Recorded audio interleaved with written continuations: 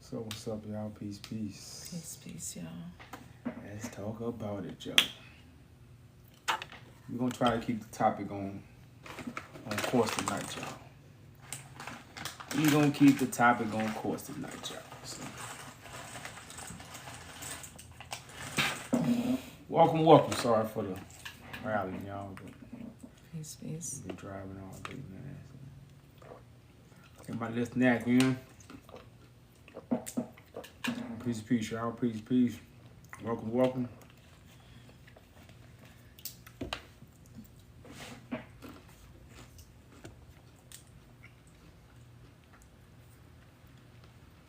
Let's talk about it, y'all.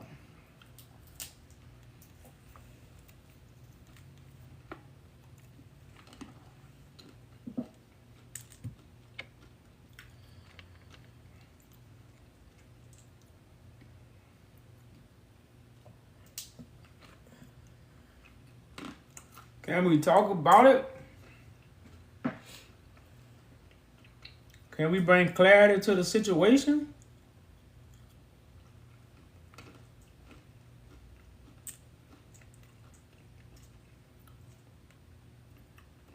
Can we bring clarity to this situation that we are facing?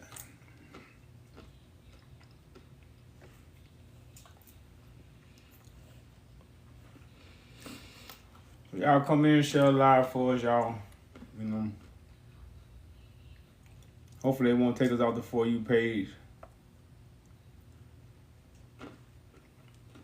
Before the message get out, they're for you.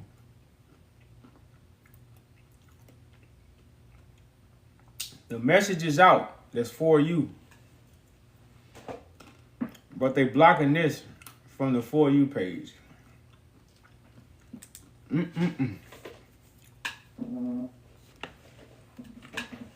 The message is for you. But they blocking this for the For You page, y'all.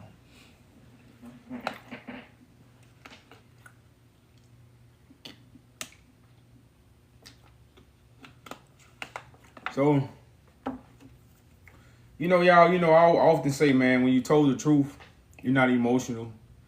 Because you know the truth. You're not like, well, I can't get mad. I know the truth.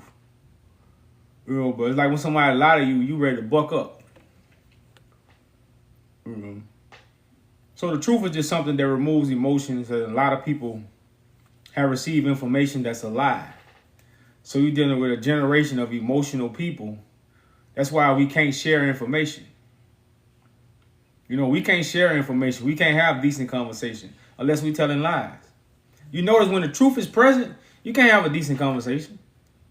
If it's lies, they can talk all day. The truth, they get rowdy. Because they're emotional. And because they have been lied to. And when we're dealing with this generation, that's really what we have, y'all. People are emotional about the Bible. People are emotional about God. People are emotional about religion. People are emotional about trigger words. They got trigger words. Oh, you can't say that word, man. You got to tell them like this. Because he's going to be triggered, or she will be triggered by a word that you use. Trigger words. So the only reason we got trigger words is because what? We are emotional. And the lie has made us this way, y'all. So we here to talk about the truth, y'all. A truth that, that really need to be uncovered in many directions. Like I say, to make us truly understand our story and why we doing the things we do. At the end of the day, this is going to help you better understand why we doing what we doing. There's a lot of facts, y'all, that really clear the air and put us on a solid foundation. A lot of us have been thrown in the water, have been thrown in false information, man. We lost, y'all. We lost. If you guys have any questions on the topic, feel free to come up. Come on. What they say, y'all? The doors of the church are open. The doors of the church is open. Come on in. Let's talk about it, y'all. Because I know you should have questions like, you know, with a title like this, man. This is like what? Cotton picking Ethiopians in America? When you mention cotton, you don't mention Africa. You mention slaves in America when you talk about cotton. But what about the cotton that was before America? What about the cotton that was before America? Oh, we got something to talk about. We got something to talk about, y'all. You know? But like I say, you know, when you deal with the truth is if the world is based off a lie, then the world is being what? It's a testimony in the world that the world is doing evil. It's a testimony in the world that the world is lying. The world. And there's only two ways, y'all. It's the lie, it's the truth. Ain't no such thing as in between. That's why the scriptures say God don't deal with lukewarm. So there's no such thing as being in between. So either you got it or you don't. And if you don't, then you're waiting for God to show up to give it. The Bible calls it the Last Supper. So either you have eaten the Last Supper, and the Last Supper don't come from a book, or you waiting for that supper to come. And when that supper comes, because y'all coming from where we come from, man, everybody, I think, you know you've been lied to, right? Mm-hmm. So we all know we've been lied to. It's no secret. So again, you don't keep looking for the truth after you've been lied to. Have you found it yet? No. If you're still looking, then you haven't found the truth. If you're still looking, continue to look. That's cool. It's okay to be looking. That's cool. Like it's okay to be looking, but it's not okay to act like you found it and you didn't. See, that's the part that's bad. If you're still looking for the truth, good place. But when you start acting like you have it, you know what you say you listened to the other day? They say you didn't have. You said you were looking so uncomfortable when he said they didn't have the truth. The IUIC. Yeah, you know, one of the brothers say, we ain't have the truth. We waiting on Christ to bring the truth. We ain't got the truth. No. See, we don't have the truth. We're waiting for Christ to come to bring the truth. That's what all religions say. But that don't make sense. Including Hebrew camps. Because the scriptures tell me to be careful of the bread we eat. From who? The scribes and Pharisees. So I have to wait on the bread that come from God and not the bread that come from man. Because when you're dealing with information, it's coming from man. You a man. Y'all human. That's why you deal with the Melchizedek order. You deal with the anointed one. That's why the anointed one is taken from man. That's the whole point of that even being in the scripture. The one that's anointed is taken from among men. And what? Anointed by God. To bring forth God's message and get us away from what? Man message, which is the bread with yeast. The defiled information. A.K.A. the whore. You know. So like I say, y'all, these are just principles to show us how the word of God comes into the world. How to separate from the defiled information and go to the pure information. Someone had asked, what exactly is the topic about? What exactly? If you guys are confused, you know, feel free to come up. It says cotton picking Ethiopians in America. When we talk about cotton picking, most people only think about America. They don't talk about the origin of what cotton picking comes from. And who was brought to America who had the skills.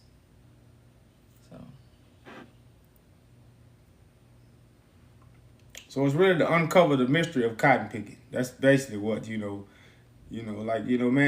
it's so much connect us, to the true story to where it's ridiculous. Like, everywhere we turn, we got facts on top of facts on top of facts. So when we talk about Ethiopia, we are literally talking about East Africa as a whole. We're not just, a lot of people, when they see the word Ethiopia, and they want to single things out, but it's really the whole East Africa, which is the slave trade they don't talk about, which is why they say we came from West Africa, but they don't never say West Africans were selling West Africans. But then you don't never really hear to say that. And when you do history, like I say, when you really understand history, the British admired East Africa. World War II, World War One wasn't about West Africa. It was about East Africa.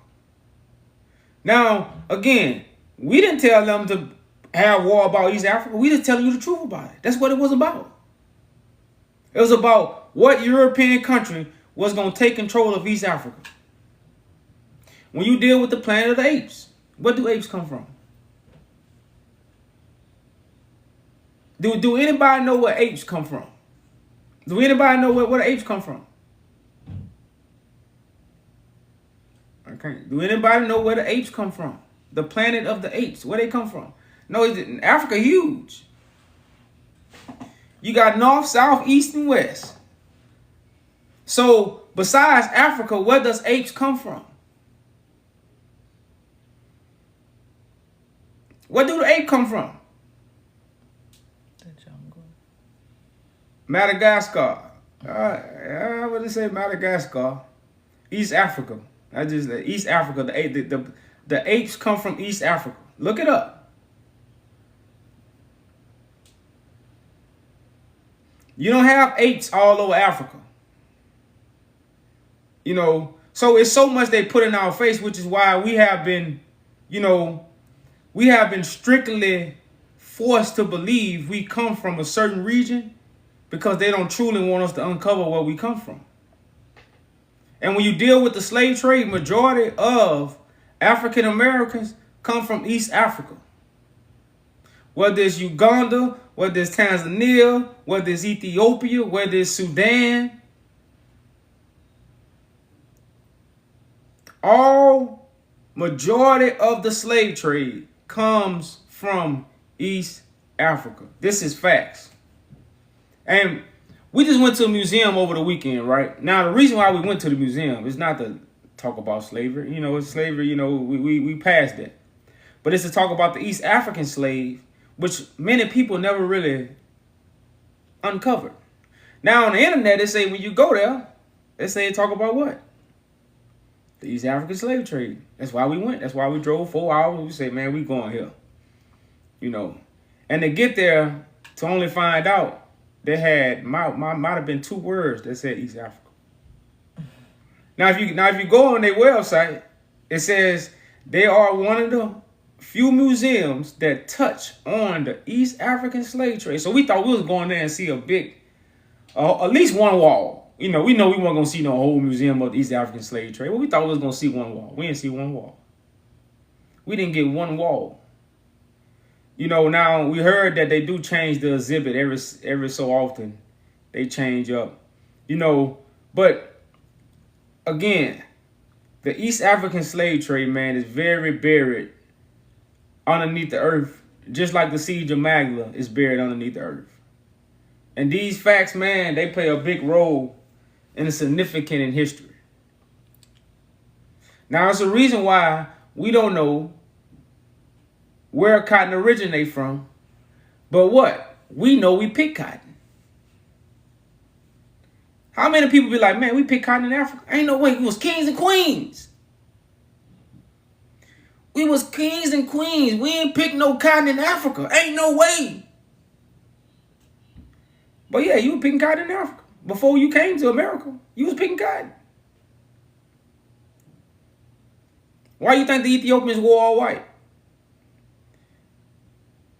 How you think they made all white clothes? Do every African nation wear white clothes? They say some people wore what? Animal skin, right? Mm-hmm. So why was the Ethiopians dressing all white all the time? Way back then. They was coming to America to get their cotton? The Indians over here, they weren't wearing all white. They weren't making clothes from cotton. But why was the Ethiopians making cotton clothes way before the people in America? Coincidence? Someone said the East African slave trade was mainly focused on the Arab world and Muslim empire. Y'all don't realize where or who the Arabs sold the East Africans. Like, I just think it just stops there. Like, it's a business. Slavery is a business. These people were prophets. And then you gotta look at that's why we got the word cotton up here. If you was growing cotton fields, I would want the people who know how to what. Because you think about it, when you growing stuff, you gotta know how to grow it. You just can't right now, if I gave you a bunch of seeds and say go grow them, most people couldn't grow it. Because you don't know how. You're not familiar with growing. So if you had cotton fields in America, who would you first go get? The people who know how to deal with cotton. But we think, like I said, we don't even try to understand what we saying and why we saying it. We want to attack. When you see this title, the ignorant people going to attack it. But the wise people be like, man, what you mean? What you saying? Because to attack this would be foolish. Because you got to just stop yourself and pause and be like, well, we was picking cotton in Africa? I never heard that before. Where's that information? We was picking cotton in Africa before we became slaves in America? Where's that information? Why I don't know this information? Sure, in the museum, they had a whole diagram of Africa, and they cut out East Africa. They only wanted to focus on West Africa. So you won't know the origins of many things that make up our governments, make up these religions.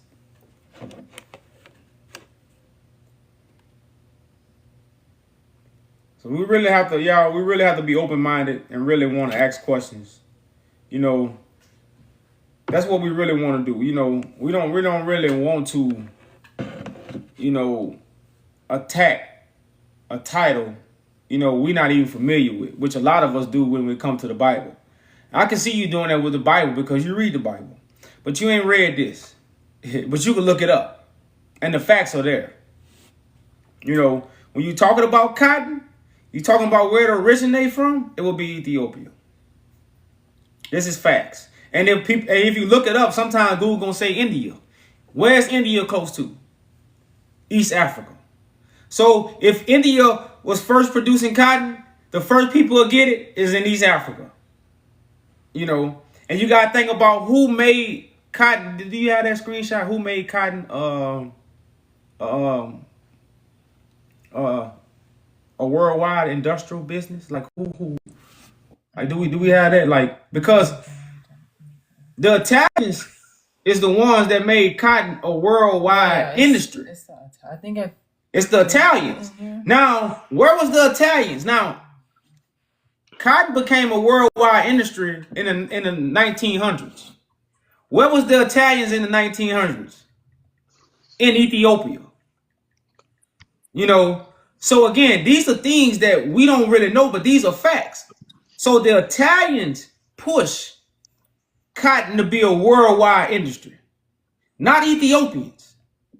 And the British made the Italians as front runners so the world would know where this cotton was coming from. That's like we got so much cold information, man. It's crazy. But right now we got a guest, so we hold on, guest. 1 second. We're gonna get behind this and then we're gonna get with you, brother. Okay, sure. It's the sec. That one, yeah. So this document is by an Ethiopian, Haile M. Laribo. It says, "Oh, you done, man? Hold up, y'all. Just a second.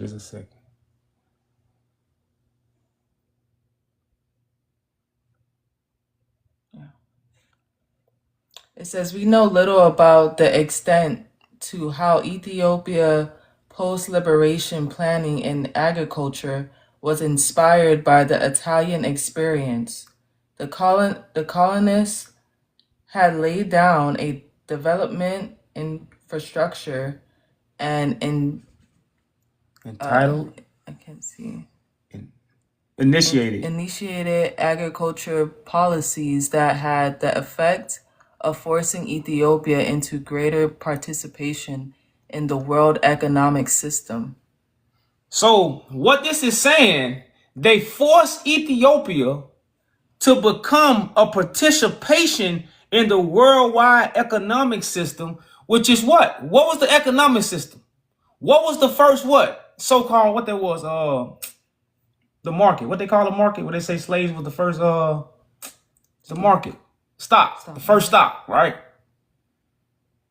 Slavery, cotton, rice. You see what I'm saying? This is all East Africa. Like this, like it's so much, y'all. Like I said, we gotta guess, so we just trying to speed everything up. But it's showing you the Italians was forcing the Ethiopians. Now the Italians was working for Great Britain. Let's not understand this. The Italians also came and took over what?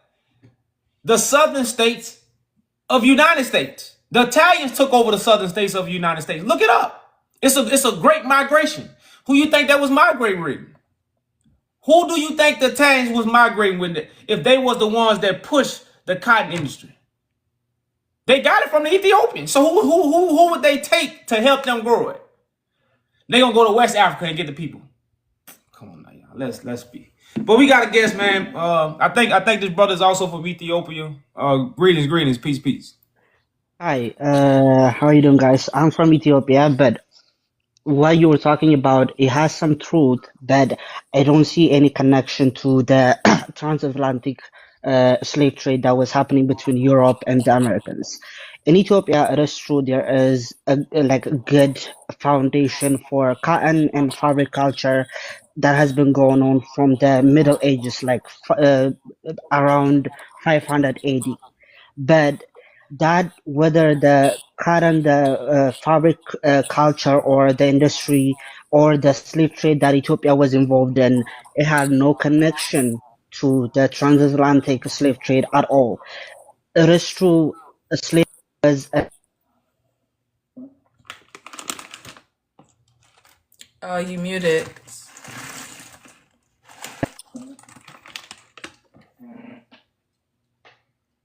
You still muted, Johannes.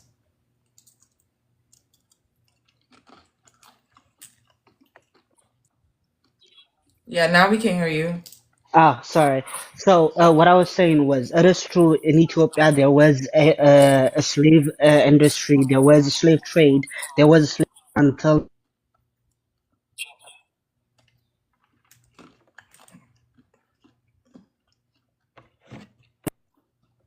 You keep breaking up. yeah, yes, I don't know what's going on. But as I was saying, the Ethiopian slave trade or the Ethiopian slavery, I had nothing to do with the transatlantic slave trade.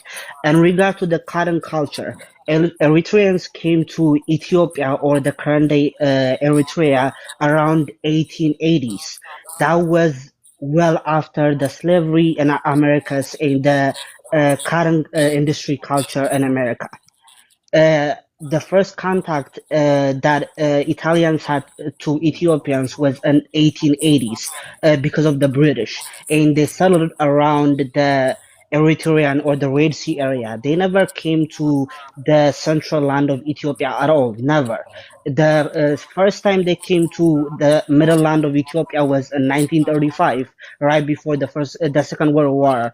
That was the 5-year occupation they had in Ethiopia, and in regard to changing the economic culture of Ethiopia, they didn't have much influence because they never ruled Ethiopia in peace. There was never one united Ethiopia under Italy occupation. It was always opposition. It was always war during that time. And after 5 years, with the help of the British Empire, they left Ethiopia. So the only stronghold they had in Ethiopia was the Eritrea region, and that had nothing to do with Ethiopian. I mean, there is still a good foundation and connection between Eritreans and Ethiopians, but in regard to modern Ethiopia, their connection to history to Ethiopians had less influence in Ethiopian people and Ethiopian culture.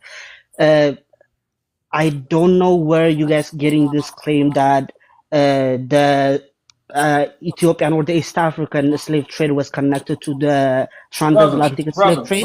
Brother. brother. You know, and we understand where you're coming from, but you got to understand, for slaves to come from Africa and come to America, they had to travel through the Atlantic. It's no other route unless you get on the airplane. Yes, So there was. okay. So if an East African came to America, they had to travel on the transatlantic.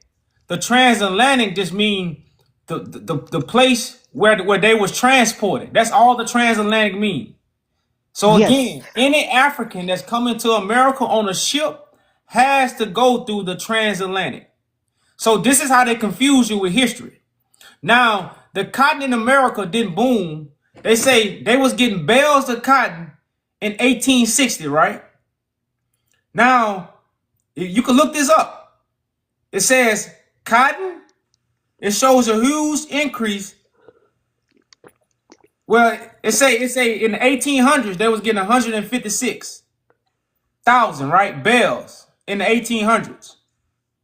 More than 4 million bales in the 1860s.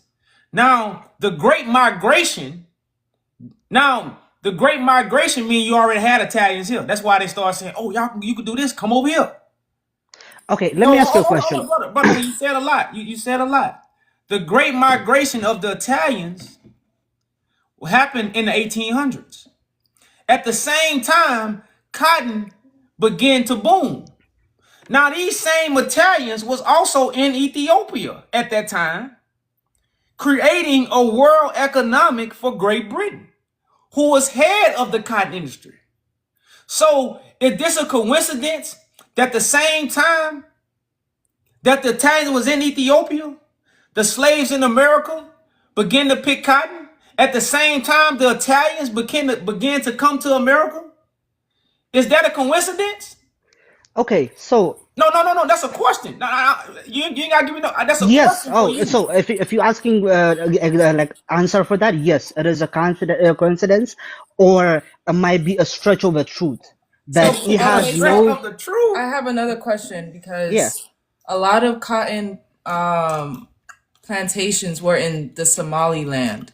So are you separating Ethiopia from Somalia as well? You guys are talking about Ethiopian history. I'm not educated in Somalia or the Adal Empire during that time. So if there was some truths about that, okay, go ahead. But in regard to modern Ethiopia, the timeline you guys talk about We're between not talking about but we're not talking about modern Ethiopia because modern Ethiopia is without borders, is without ports. so when I say modern Wait, Ethiopia, hold on, when I brother. say okay, You gotta understand where we're coming from. Ethiopia was taken away from their ports because of colonizers. no. So Uh, who owns Somalia then? Ethiopia never ruled Somalia. The only Somalian region Ethiopia ruled was still under Ethiopian region, the Ogaden Somali So region. who ruled Somalia then? The Adal Empire, there are Muslim Somali people called Adal Empire. Before they named Adal, they used to be the Yifat Empire. So they had a deep history on their own. They are not Ethiopians. They might be connecting through culture, through trade, whatever. But Ethiopian is a modern day term, so it's no, it's already not. getting. No, it was never. No, the name Ethiopia drives the name until the 12th century. It's not modern name. We were called Abyssinians. We were called Axumites. Again, the people might like different tribes, different ethnicity.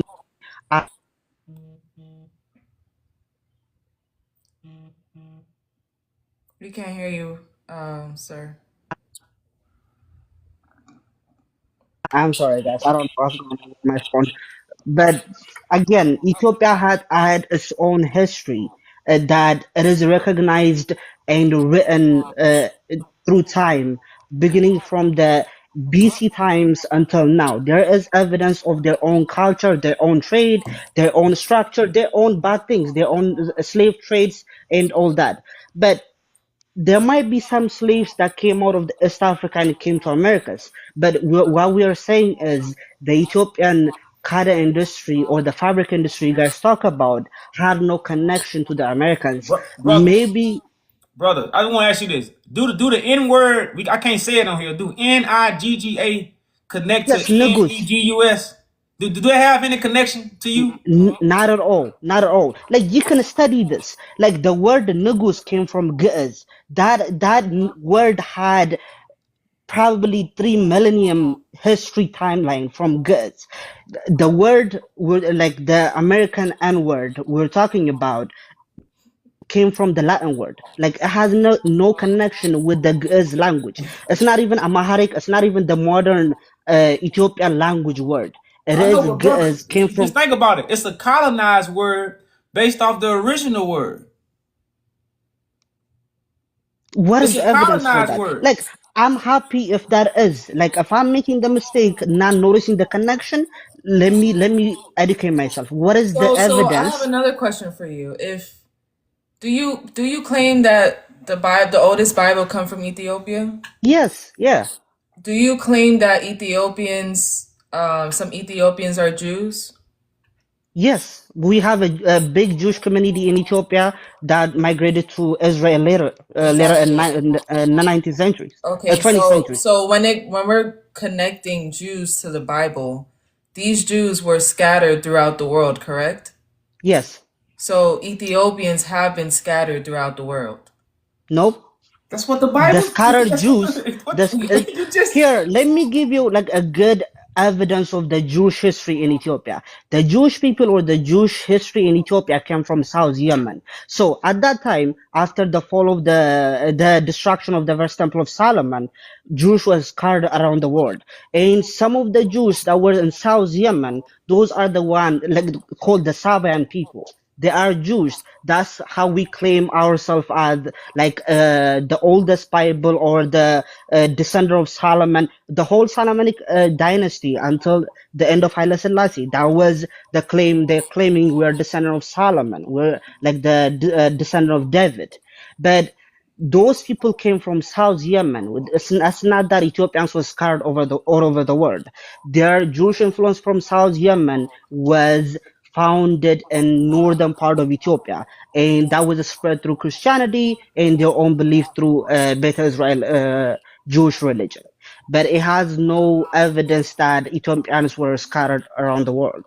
Brother, At least, brother, yeah, go ahead. the house of David was carried away from their homeland. That's what Yes, scripture let us know. The house of David, the children of Abraham, have to come back to their land. That's Bible prophecy. The original people of the Bible is not in their land. That's what the whole Bible about. so where was God, Abraham's hold original on. country or original No, no, land? the original people in the Bible are not in their country. The prophecy is for them to come back to their land. That's the prophecy. And So, so, the so, so, land is the current day Israel, not Ethiopia. that's what, brother. The current day Israel was created by the people that colonized Africa. The I same understand. people, the same people that colonized Africa created Israel. Yeah, Israel is a people, it's not a land. I know. Okay, so that's a fake Israel.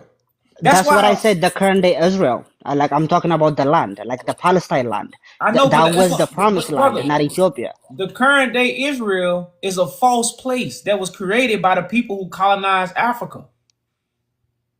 So that place is fake.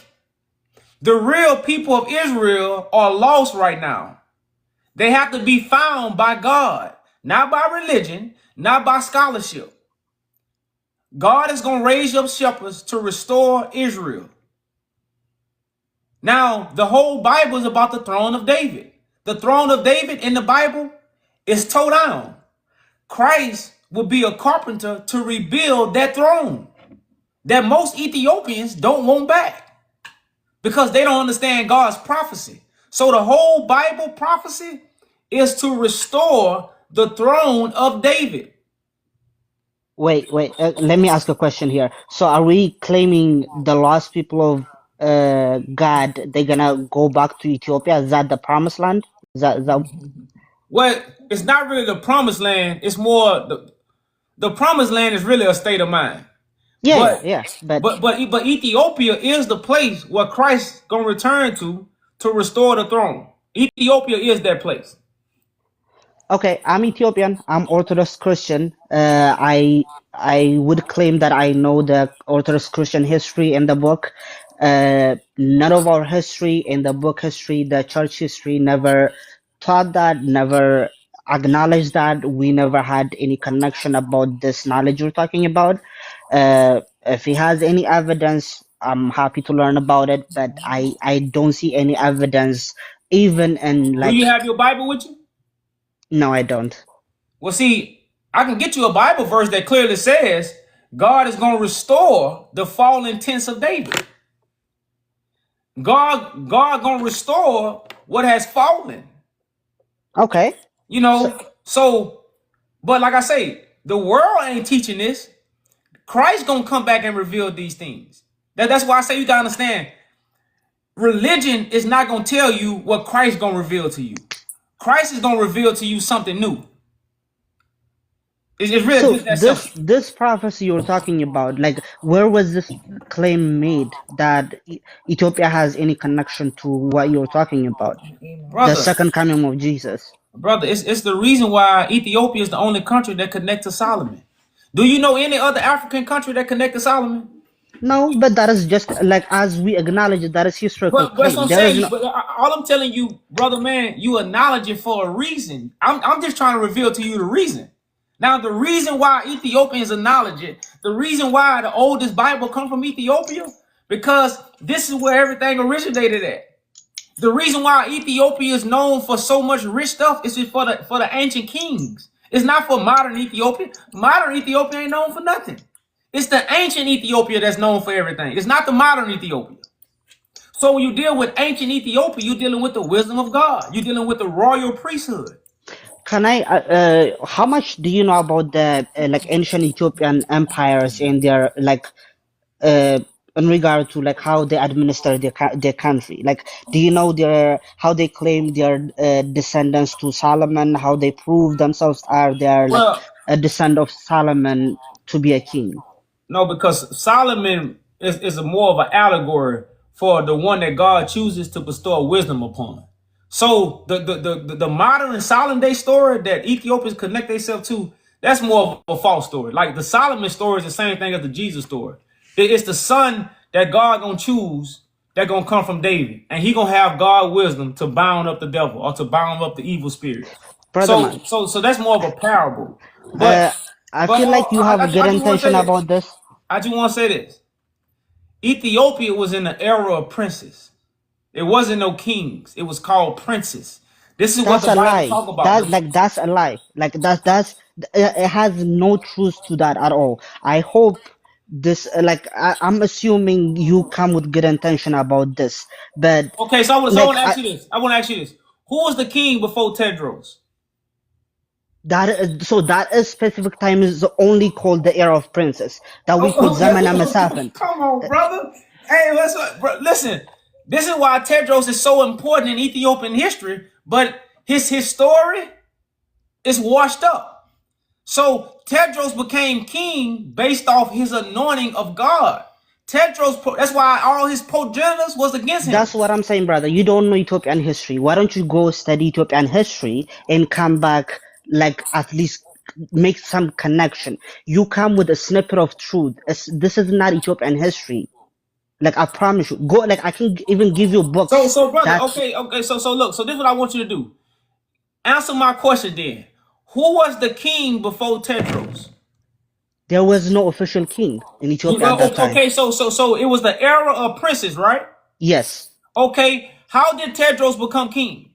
he consolidated power. He made the other princes in different region to make them agree to pay taxes, to recognize him as king of king. That's how he became Ethiopian king. Okay, Uh, so he became king by making princes recognize him as a king. yes, that's what we call the restoration of Solomonic dynasty in Ethiopia. So you don't connect the Salic Mayan dynasty to biblical prophecy, to biblical ancestry. The kings claim that, but it has no truth to that. It has no true truth to the claim in the prophecy from the Bible. So you So will. here, let me give you one good example. This Solomonic dynasty came from ancient Aksum came from Sabaeans. Like the Queen Saba and her son Menelik were the one who started the Solomonic dynasty in Ethiopia. Uh, After that, there was 1,000 years of the Aksumite Empire, which the current day of Tigray and Eritrea. After that, there were a dynasty called Zagwe dynasty that ruled Ethiopia for about 100 years or something like that. I'm not sure about the years. Right after that, well, there was another dynasty that came that's called Solomonic dynasty. The people who claim their descendants direct to the first Menelik that started the Solomonic dynasty. But the one thing we cannot acknowledge is this king that came after 300 years of that line being destroyed. He was claiming that he was a descendant of those people who ruled in Aksum. But at that moment, Aksum was destroyed for 370 years. There was a Zagwe dynasty and just a decline of Aksum that it will never allow you to claim that you're a direct descendant of Solomon and David. It doesn't make sense. Even after that, as you said, the era of princes, that was about after another 1,000 years. There was no official king. There was nobody that can count back to Solomon brother. or the old Solomonic dynasty. Here, Right, let but me finish listen. this. Let me finish this. And you claimed Tedros was a direct descendant. He wasn't. Tedros was what we call Shiftai. He was against the rule of the rulers of the era of the princes, and he was fighting the rulers. He won, and he started concentrating power by creating the modern Ethiopia that what we know. When I say modern Ethiopia, that's what I'm talking about. Starting from Tedros until right now. So Okay, so brother man, in the Bible, didn't Israel had trouble with getting a king? what did you say? I'm sorry. In the Bible, is it not talking about that Israel had trouble in getting a king? Yes. So Ethiopia had trouble in getting a king too, right? Yeah. The stories don't line up. Are they the same story or is it different stories? They have nothing to do with each other. Brother, I just What? ask you, why does Ethiopia got the oldest Bible? Have you ever actually? This is stuff you probably never asked yourself, but just ask yourself this: why does the oldest Bible come from Ethiopia? Because we had a minimal connection to the European world. We are what is called heretics to the international Christian agreement. So I want to ask you We are this. not even. I want to ask you this: We do the are the prophets come from descendants. Ethiopia? Is that what? Do the prophets come from Ethiopia? Prophets? Yeah. Not that I know of. Okay, so if the prophets don't come from Ethiopia, wouldn't another country have the oldest Bible? If the prophets don't come from Ethiopia, then wherever the prophets come from, that's where the older Bible will come from, right?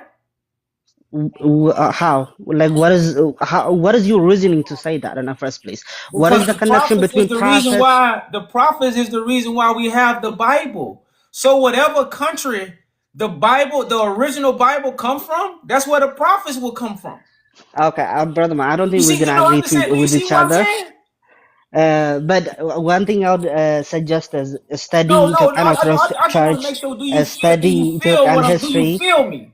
No, I don't. Like that. Okay. So look at it like this. If the prophets don't come from Ethiopia, then the oldest Bible don't come from Ethiopia. The oldest Bible come from wherever the prophets was at. That makes absolutely no sense. Like, how are prophecies in the oldest Bible? Where is the connection coming from? Brother, Like, I don't think you understand there what I'm is saying. its own I don't, history you don't understand about this. Ethiopian Bible. Why don't you go study that history and you'll know how Ethiopia got the oldest Bible in the world. So, And if you wanna make a claim about Ethiopian kings and how they're descendant from whatever, why don't you go study I can recommend a book. There is a book called Kabra Nagast that has a good chronological order of the kings, how they ruled, where they ruled, and their history. You can just reference that and study brother, Ethiopia, the and king. you'll see Hey, listen, what the listen, real listen, Ethiopia is. listen, brother. The Bible tell us the kings that sat on David's throne did evil, in the eyes of God. Let me say it again. The kings that sat on David's throne did evil in God's eyes. That's in the Bible. So I ain't got to Yes, go read no book about what kings did. They didn't do right. It's in the book. It's in the book that the people who rule and the people that was kings, they didn't do good according to God's ways. So I don't have to read a book. I already know. I have already studied. This is facts. So we just up here to tell the truth, brother. And I don't know how this went over your head, brother. But if Ethiopia has the oldest Bible, it's because that's where the prophets originated from. This is why I Ethiopia has the... Slow down, brother. This is why Ethiopia have the original scrolls, the original language. The Bible was originally written in Ge'ez because that's where it originated from. This is why that is a Ethiopia lie has the oldest... again, but Brother, have this a is good night, why guys. Ethiopia, brother, slow down, let me finish. This is why Ethiopia has the oldest Bible. We're gonna pull out a scripture for you where it says, O children of Israel, are you not like the Ethiopians unto me? I just want to say it Hold is on, the hold on. No, oldest no, brother, you existing said Bible. It's what? not the oldest Bible. When It's we the let, oldest brother, we let existing you talk. Bible. Brother, we be quiet when you talk. So let us bring this scripture out where it connects the children of Israel to the Ethiopians. Okay. It's Amos That's the one 9 and 7. Yeah. It says, Are ye not as children of Ethiopians unto me, O children of Israel, saith the Lord? Have not I brought up Israel out of the land of Egypt, and the Philistines from Captor, and the Syrians from Kerr? So the Bible labels the children of Israel as the Ethiopians. So again, the reason why Ethiopia has the oldest Bible is because the Bible originated in Ethiopia. When the Europeans, they didn't come to Ethiopia and take books. They came to Ethiopia and took scrolls. The Bible was in scrolls before the Europeans put it in the form of a book. So I'm gonna say this for the last time. Ethiopia has the oldest Bible because it originated in Ethiopia. And I rest my case. But I had a question. Can I ask a question about this? Like about what you said right now. So with this, are you claiming that there were no Bible before the Bible? Like, are you claiming there was no Bible that was written in Greek, that was written Brother, in it's the Latin? oldest. Listen to what you're saying. It's the oldest. If I'm the oldest brother, is it another brother before me? I can't say if it's somebody else before me, I can't proclaim I'm the oldest. I can't do that. So if I'm the oldest brother, it's no one else before me. So if the Ethiopia has the oldest Bible, it's no other Bible. Okay. All other Bibles came after that. You All right, gotta guys. Have a good night. ask yourself, why did the British Empire come into Ethiopia to loot manuscripts from Ethiopia? They didn't We go know. I and don't loot. have to ask. I know what happened. Like, this is the thing. You guys take a story and you just take a snippet out so Brother, you can talk no. about what you want to talk about. We know how the British came to Ethiopia. We Wait, know the story of the Orthodox Christianity in Ethiopia. okay, The Ge'ez Bible is not the oldest Bible ever. It is So the Ethiopia don't have the oldest. oldest Bible then. Ethiopia has the oldest existing Bible that is as much complete. okay. So That is the only claim Ethiopia can make. The Ge'ez Bible is not the oldest Bible. The Ge'ez Bible was translated from the Greek Bible, and we have the history of Orthodox Church, the Ethiopia that dates back to the first So guess what? The Greek Bible is the oldest then. either the Greek Bible or the Hebrew Bible are The the oldest Greek Bible. Bible is the oldest. Not Ethiopia don't have the oldest book. So did the Greek language come before Ge'ez? The Ge'ez language came around the 1st century AD. Greek Is that the was same time as Greek? no way after Greek. Like, this is a simple history. Like, Okay, the Ge'ez. so all right, it's fine. So do you believe that Christ came 2,000 years ago? Yes, I do. I'm Christian. So okay. Show us in the Bible. So we see why you think that. I'm pretty sure that's why. Well, brother, Oh, so you don't just like you even told us, claim. you got a lot of wait. research to do, brother. Let me ask you a You question. got a You lot guys of don't research even to do. claim Jesus came around 2,000 years ago? No, Jesus come in the last days. That's what the Bible clarifies. Christ don't Uh, come in history. Christ is not a history story. Christ is a prophetic vision. Moses prophesies and the prophets prophesies of Christ coming and build God's kingdom. Christ gonna sit on King David's throne. When did Christ sit on the throne 2,000 years ago? That's what the Bible say he gonna do. may I ask what your religion is? I'm sorry. We're not in no religion. Oh, okay. Christ is the You light guys of are the not world. Christians. Hold on, you So gotta if you understand. get Hold on, brother. Christ is the light of the world, not the religion of the world. yes, I do agree, but the religion is the structure of the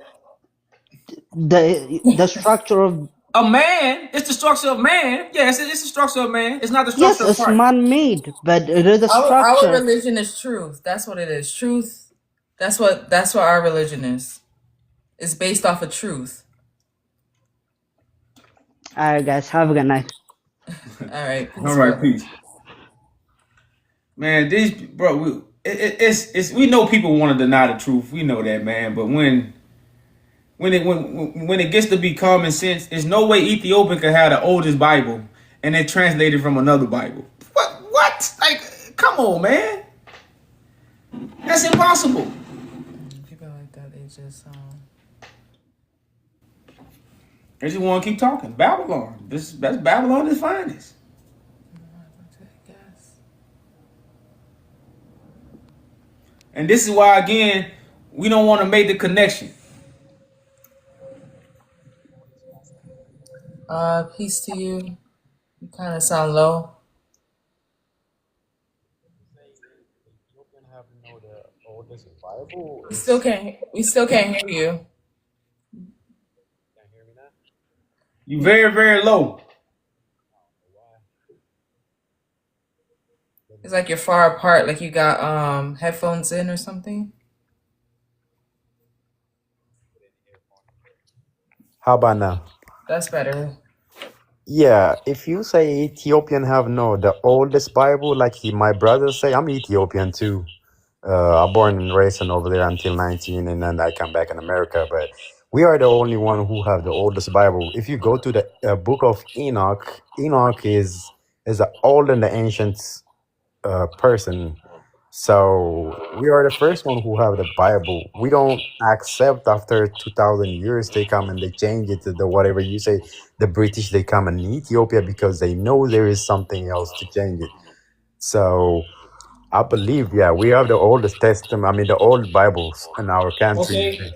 So we want to ask you this then. Do you know why Ethiopia has the oldest Bible? I'm not sure why, but So you're not sure why. Okay, that's a good answer. Well, you might have to ponder on this a while because the original biblical people come from Ethiopia. true. This is why Ethiopia has the oldest Bible. Yes, sir.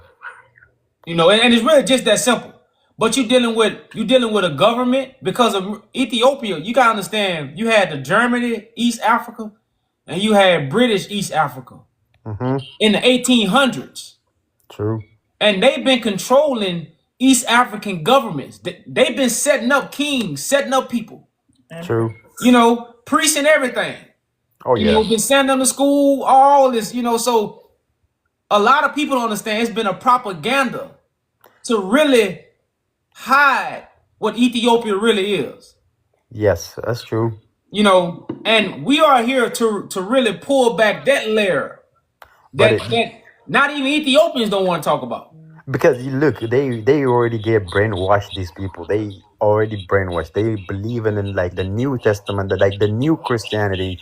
After they come and they teach us, so if you tell them the Old Testament, they don't even know the Book of Enoch, what he talking about. You know, Enoch is the chosen off by his God, like Jesus. That's why they don't want us to even. I'm telling you, I grew up over there in a Christian word, but I would never heard about a book of Enoch until I come in America, because we don't have any source to read that book.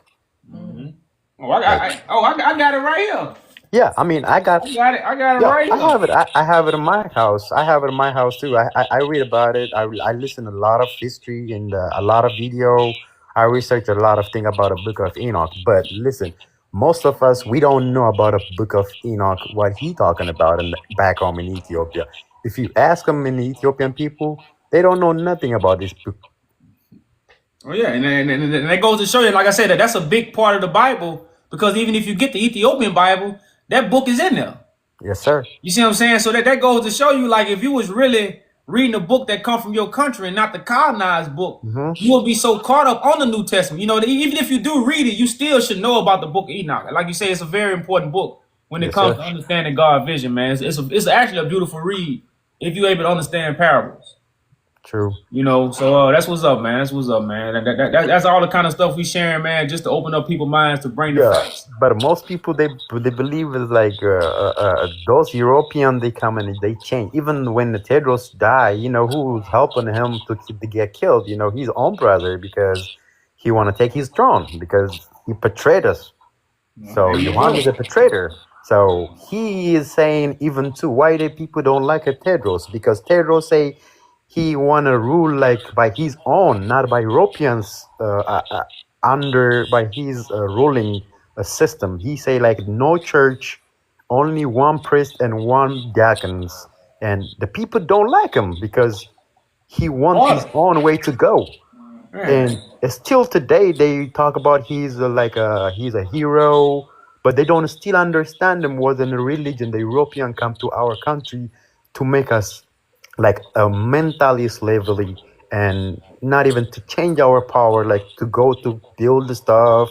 They don't want us because they want us captured, not to move on because they know how much powerful we have and a lot of books in our country. They stole a lot of medicine books. They stole a lot of stuff to our country because the British come in our country. British and people understand the Italians came after Great Britain. Yeah, after Like, that, you know, that's they got what, a whole emperor, named after Italian. He was the whole emperor for like 7 years. sir. So these things, man. That just proves, the hidden history that people don't want to talk about because again they don't want their feelings to be hurt. But the truth don't deal with feelings. It's really here to really give understanding so we can fix these because right now Ethiopia has an ongoing issue. America got an ongoing issue. Africa got an ongoing issue, and we don't never talk about these issues that bring solutions and remove emotions, we'll never fix the problem. And that's why we up here day in and day out, bringing this kind of information out to bring solutions to the problem. We're not bringing these topics out just to pick and poke at people. We actually have a solution behind all this stuff that we bringing out. True. But these people don't understand the way you and me understanding these things because they most of them they know the Bible. They don't even read it. They just You're breaking up bad, bro. know to dip this Bible, their own Bible. They just know the preacher they teach them. They never read the book. If you read the book and the preacher teach you is different way, the way you understand and the preacher the way understand is different way because the preacher he understand the way he want to understand it than the way he want to teach. What's up, brother? When you tell them that Christ inside of you, they think is there is another Christ come to in the sky and to save them, but it's not. You are the only Christ to save yourself. Yeah.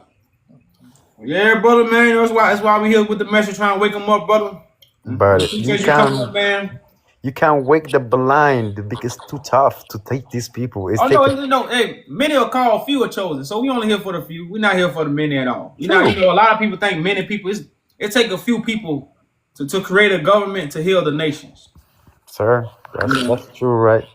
So that's what we're here for the few, brother. But we appreciate you coming up, man. All right, y'all. Appreciate you telling my own history and it's all the black people history and most people even like you understand more than our people understand in this book.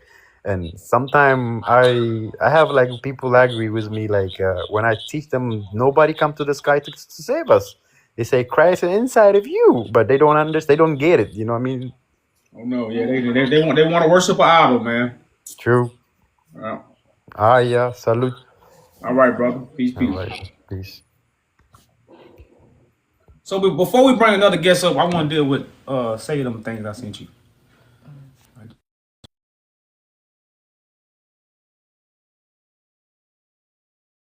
With something because this title is very important to the foundation we're trying to set right now. Now, I want to bring out something because when we deal with Ethiopians coming over to America and pick cotton, we act like, this ain't, this is bull crap. But everybody look after their people, right? It's the I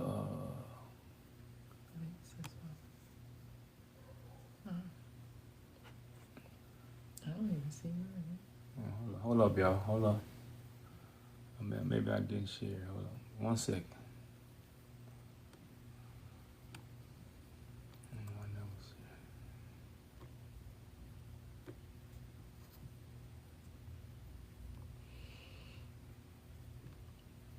One second, y'all. 1 second.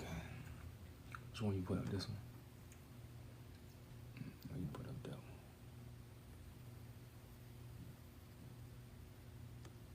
So let's talk about Ethiopia, right? When you deal with the Italians, you're dealing with Italy. You're dealing with European nations, right? Great Britain came into Ethiopia in 1868 and took everything this priest had, this king had gathered. This king had one church, and he went around the whole region of Ethiopia gathering manuscripts, valuable things, and putting them in one church.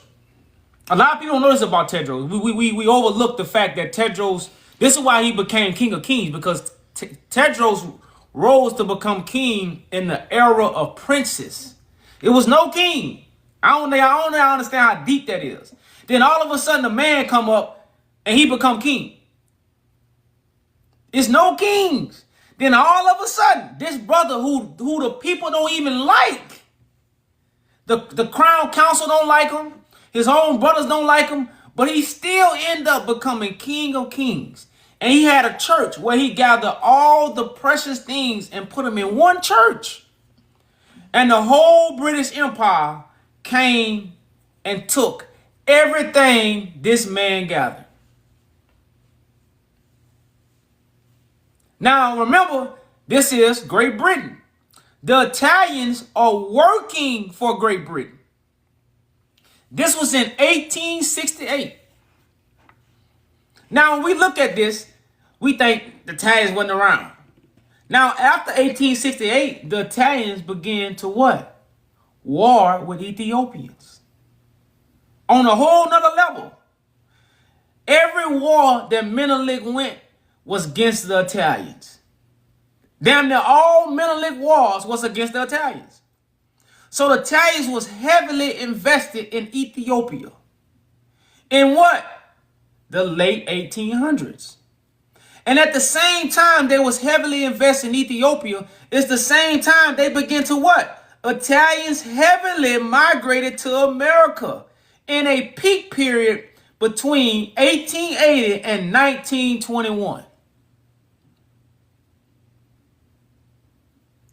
The Italians was coming to America heavily. They was coming to America way before 1880, but they began to come to America in droves. So the route was already understood. They already had people over here, and they already knew how to get here.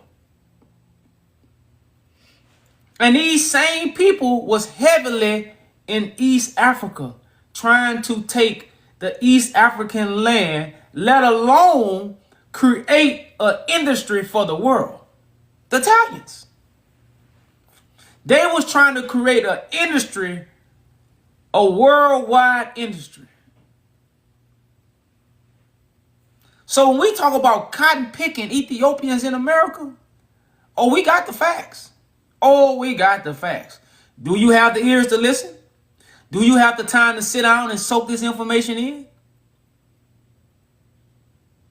Now I want to show you something else.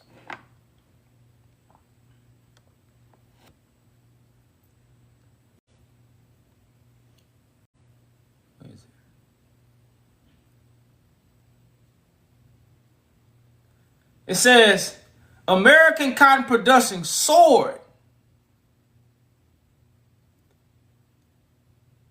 156,000 in 1800s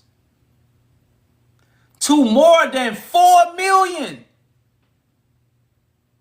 in 1860. Now, when you go to slavery is heavily talked about in the 1800s. When you deal with any kind of slavery, or if you're dealing with a black man in slavery, you're dealing with the 1800s.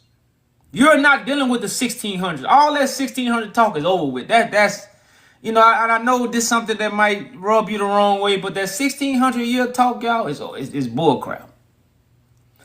Why did cotton begin to boom in the 1800s? Because that's when slaves began to be brought over here.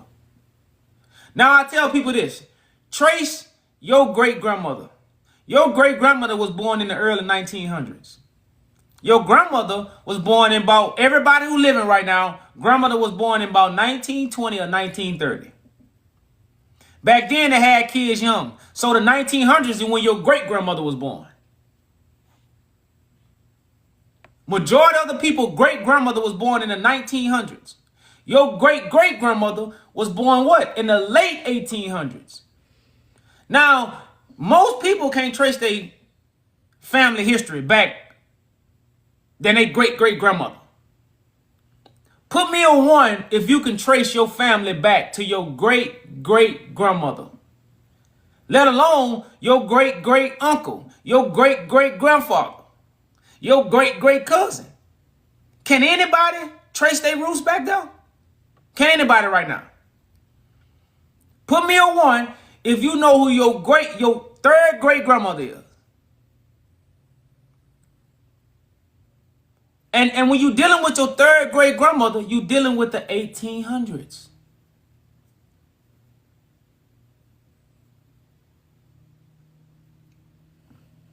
I'm surprised I got some ones. So the people who put a one, you can trace your three great grandmothers. That's deep. That's deep. Because most people, I'm telling you right now, they can't. After they great, because my mom used to, the only reason I know about my great grandmother, my mama used to talk about it. I don't know my father great grandmother. My father never talked about his great grandmother. And see, we got two sides. If you go with your mother's side, then you're leaving out the seed. See, a lot of people are connected to their mother's side, but then you're leaving out your seed. Somebody say 7 generations. Damn, that's deep. I'm only saying this because once you go back 3 great grandmothers, you still in the 1800s. You still in the 1800s.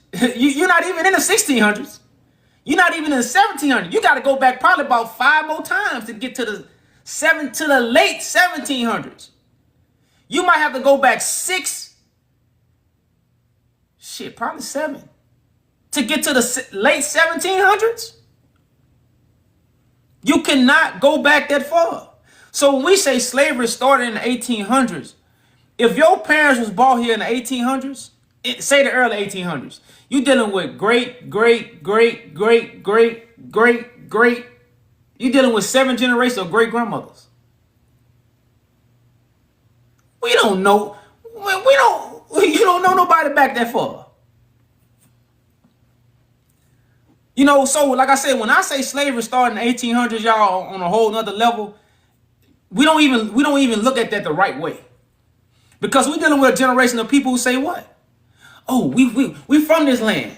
You can't go back to the 1700s. You don't know nobody in your family history that lived in the 1700s. Majority of us.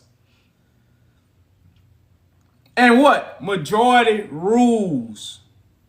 So if you go back 3 grandmothers, and nobody ever talk about Papa. We don't never talk about grandfather. So you go back 3 grandmothers, what? You in the late 1800s. You're in like 1880, 1890. When you go back 3 grandmothers. You're in the late 1800s.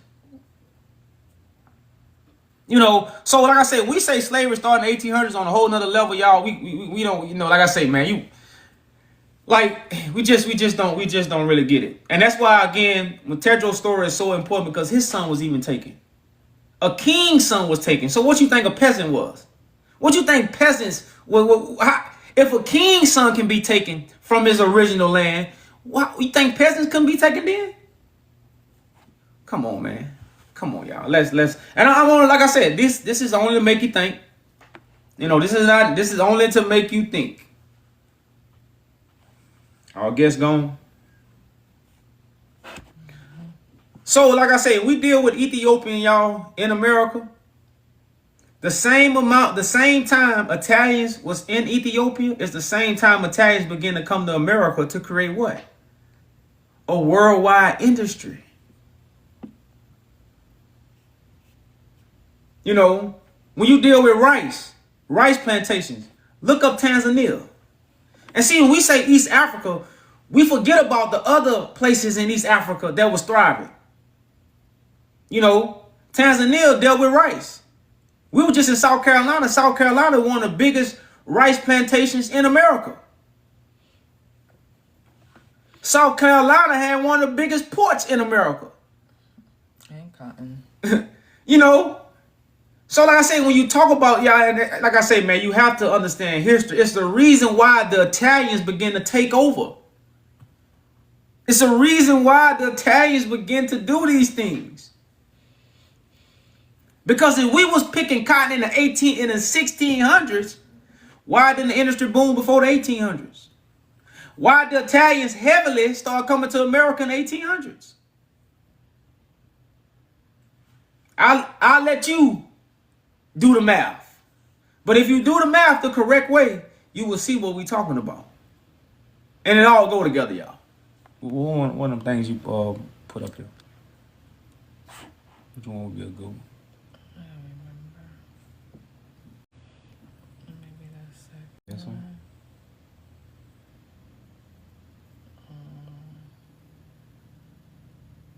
This one? I think it was this is attempts. beautiful. This is beautiful. This is beautiful right here. Y'all read this up here, y'all. Cotton farming, agriculture. When you link the Italians to cotton, you trace where the Italians was. East Africa, America.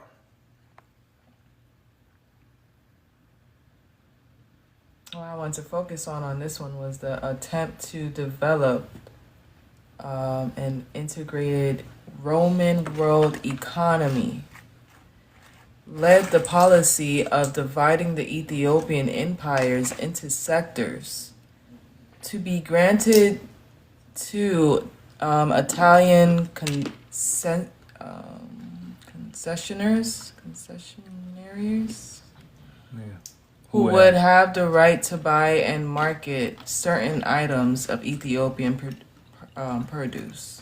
I don't think we need to just stop right there and just let that marinate. I don't think we all really heard. We gotta read that over. They ain't hear you.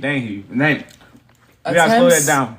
Attempts to develop an integrated Roman world economy led to the policy of dividing the Ethiopian empire into sectors to be granted to Italian concessionaries who would have the right to buy and market certain items of Ethiopian produce.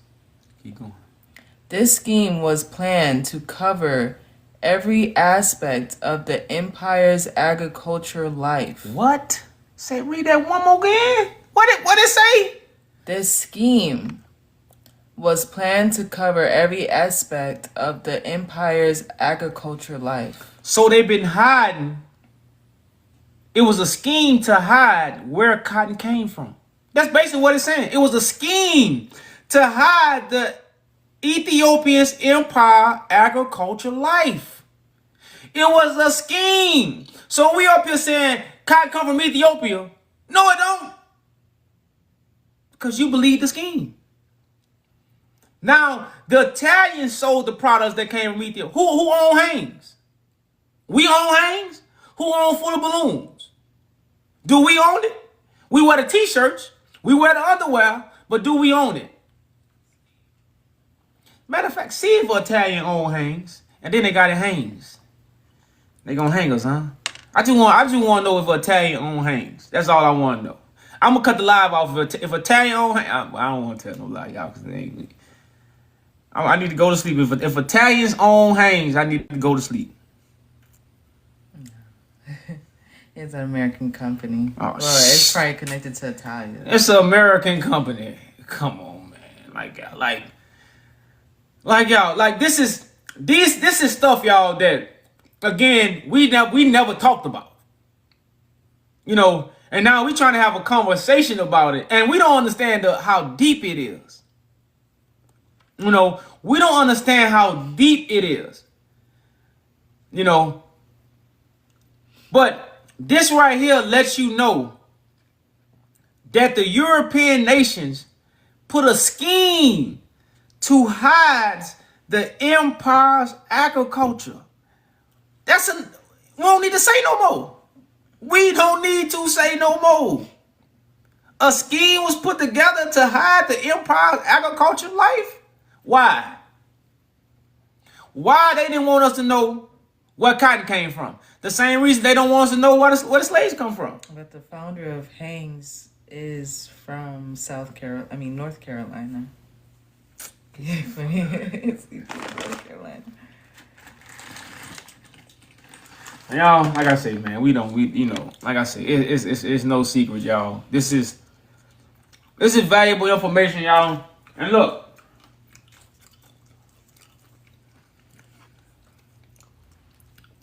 I'll probably be saying, get this shit out of my room right now. This is what I'll be saying. Get this shit out of my room. But if I didn't know the truth, this is what I'll be saying. But now I know the truth. I'm like, man, I'm finna grow some of this. We finna take back what belonged to us. Why do we like to wear white t-shirts? Who like to wear white t-shirts? Who like to wear white beaters? Who like to wear those? Why do we like to wear these things? The white tee. Who made the white tee famous?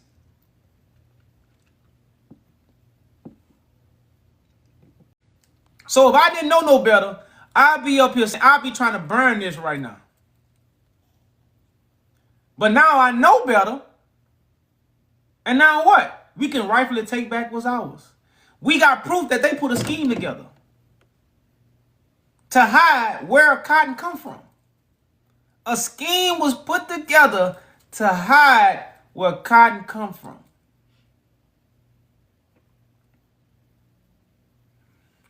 Like I say, y'all, man, you know, when they say the truth set you free, man, a lot of people need to be free from emotions.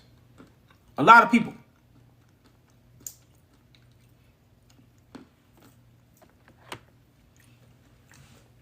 So, y'all, like I say, man, we just bringing the facts, y'all.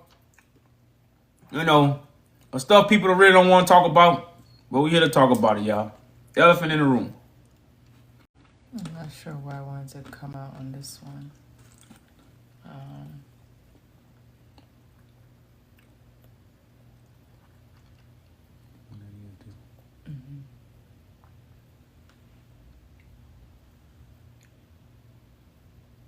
I think it said cotton was probably domesticated in Ethiopia, as it is one of the centers of the We right here, y'all. We right here. Cotton. Domestication. Cotton was probably domesticated in Ethiopia. Probably.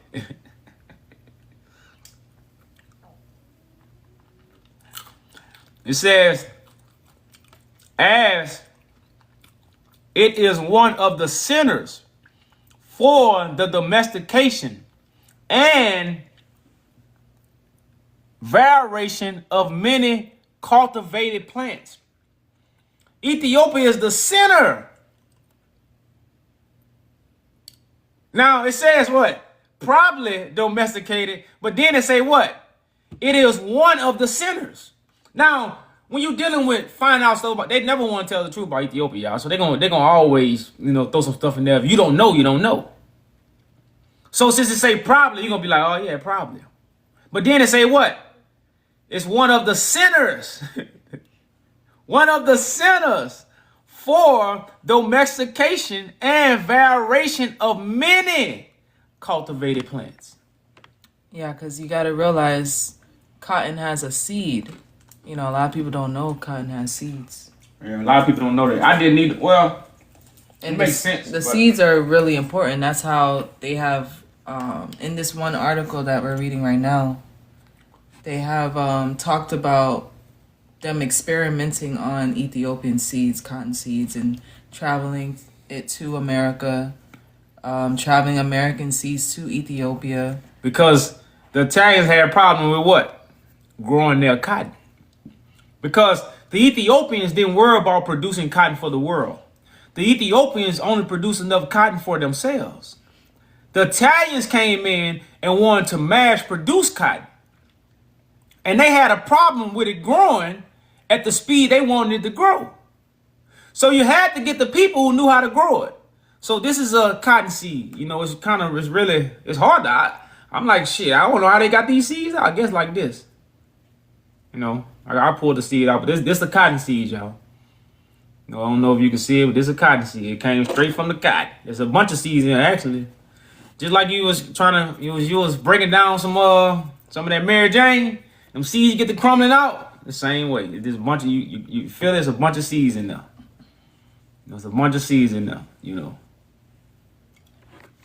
So, like I say, y'all, that just things, man. Like I say, man, you'll never, you'll never look at cotton, like I say, the same when you find out where it come from.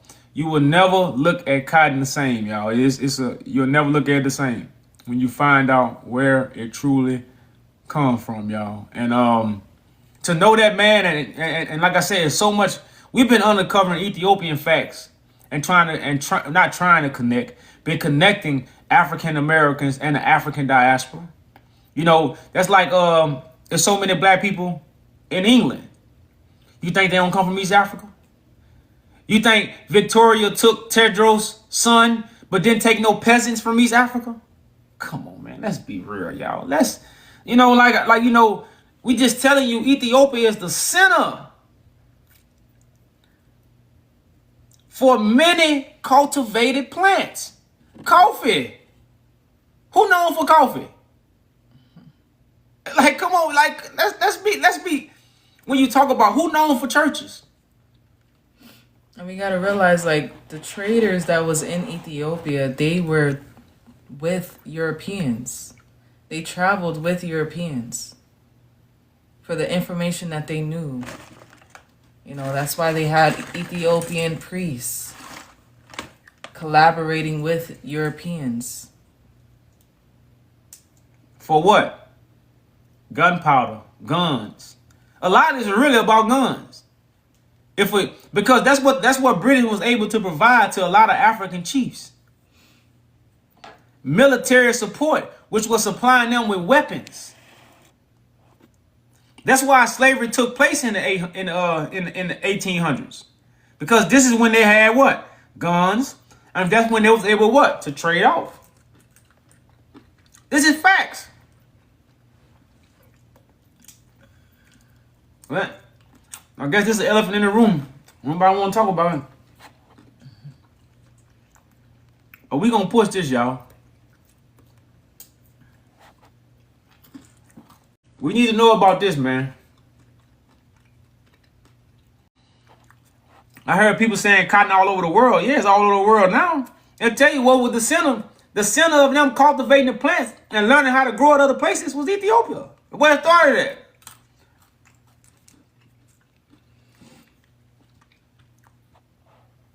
Was coffee all over the world? Had to start somewhere, right? Let's see what coffee all over the world. What do coffee originate from? Let's see what Google tells us.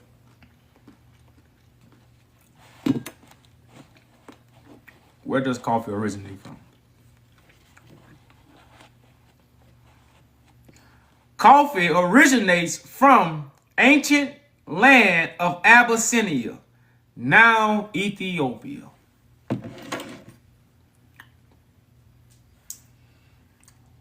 Nah, it's everywhere. Now coffee's everywhere now, huh? Where it originated from? Cotton everywhere. Where it originated from? Oh, well, shh, don't tell nobody that. Shh, Ethiopia. Don't tell nobody else. That's the way this information is. But the facts are out, y'all. Like I said, we just have to hear the truth, man. The truth gonna set us free from so many things, y'all. You know I keep screaming emotions. That's just one of the things the truth gonna set us free from. You know, that's just one of the places the truth goes. So I wish I had that what it says the Europeans was highly fascinated by Ethiopia. Great Britain was highly fascinated by Ethiopia. And you notice the Europeans didn't deal with West Africa until they set up slave ports. Look it up. Look up when the Europeans began to deal with West Africa. To set up what? Slave ports. Look it up. But they was in East Africa cultivating plants, stealing strolls, taking people, building colonies. And like I say, y'all, a lot of people take away from East Africa. That's why, you know, most of us say we African Americans. We don't know nothing about. I just started finding about Uganda, Tanzania, shit, hell, Ethiopia. Before that, when I was just an African American, I didn't worry about no. You couldn't tell me. You could say, hey, Tanzania. I'd be like, Tasmanian devil? I don't know what no damn Tanzania. Kenya. Uganda. You know, Sudan. I didn't know nothing about that. You know, so like I said, it's a lot of things, man, we don't know because it's a reason why they want you to change your name. Oh, so you know where you come from. So now they made you change your name and now they tell you where you come from. They made you change your name so you won't know where you come from. And now they tell you where you come from. That's why I had to find it. It's way deep down in my picture where I say it was a narrative to make the African American think he came from West Africa. Oh, you got a screenshot? Yeah, I got a screen. That was a narrative. It's schemes. It's just, and they went to these missionaries that went to Africa went to school for these type of schemes to go and create this scramble for Africa. It wasn't just something. Oh, they just magically ended up in Africa and made these plans.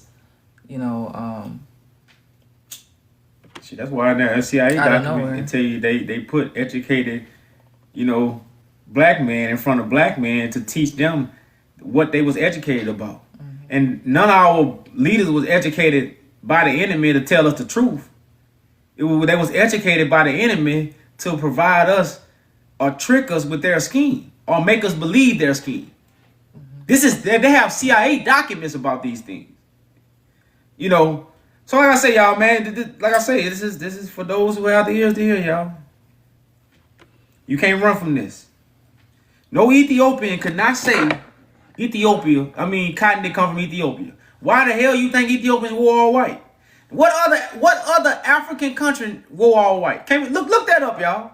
What other African country wore all white? What other African country?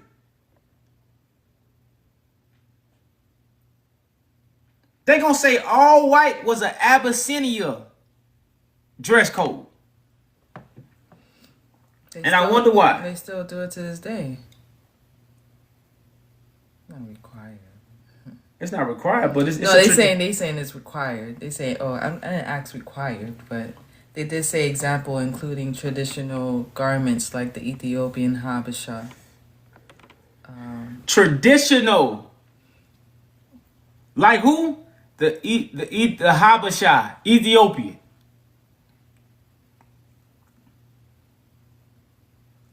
So like I say, y'all, these things you can't run from, man. And the same time America received Their boom in cotton is the same time the Italians was bringing Ethiopians here.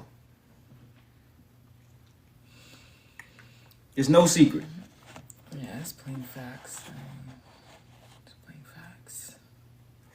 Anybody got any questions? Is there any questions? Is there any questions, y'all? Any questions? Christopher Columbus was an Italian.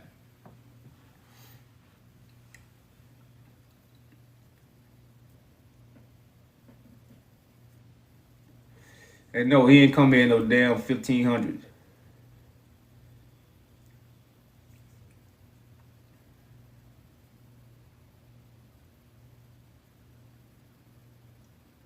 Any questions, y'all? Any questions? Any questions?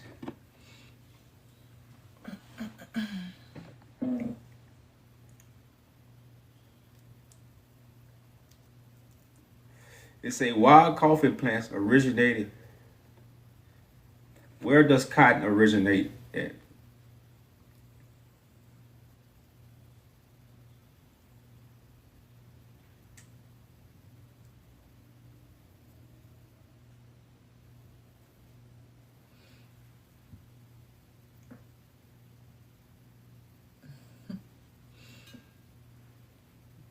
They say cotton reached Europe indirectly through trade routes.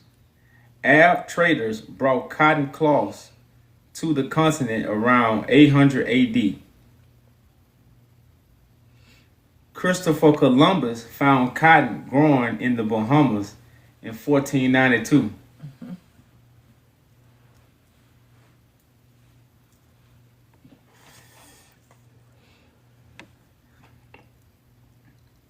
Was Ethiopia one of the first countries to deal with cotton?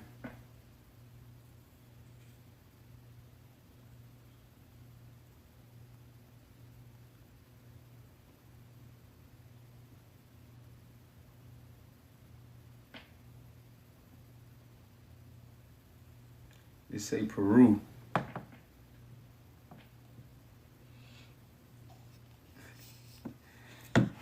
Yeah, y'all, man. Any questions, y'all? Any questions? Any questions? It was India. It wasn't America. The first people the Indian army invaded was Ethiopia. India is close to East Africa. It's not as close to West Africa. You know. So if you want to say India, you know, like I said, man, you know, that stuff Google gonna tell you. But again, when you know the truth, you know the truth. Yeah. So it's the reason why they call us the N-word. It's the reason why they brought us over here to pick cotton. You know. It's the reason why we so heavily spiritual and connected to church. Ethiopia is the first place to build the first church. You know, so all this stuff, y'all, is rooted in us, man. You know, and they have tried to take it away from us and try to bury it. There's a reason why you had to change your name.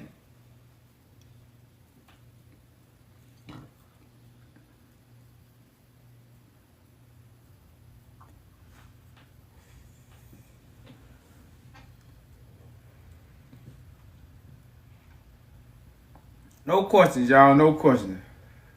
We just got a hater. He in every live hating. Trying to disagree.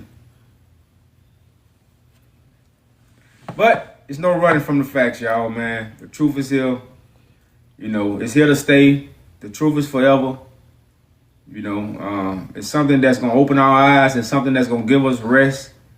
A lot of us are still seeking. A lot of us are still searching for something that's right in front of your eyes. As the scriptures say, I have stretched out my hands to rebellious people all day long who walk in a way that is not good. You know, and it's not good not to be meek. And that's what the world is teaching us. You know, to remove our meekness away and be hard-headed, be stiff-necked. be fake. Act like you know something, but you don't know. I never thought people would do this on this kind of level, man. To know they don't know, but act like they know. That's fake, man. Don't be fake all your life, y'all. Don't be fake all your life. Don't be fake all your life. So any questions about the title, y'all? We taking any questions, man. We can't hear a pin drop.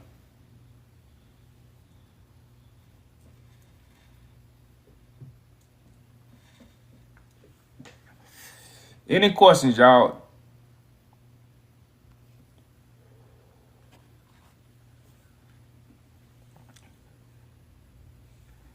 You got to get real again. Any questions, y'all, about the title?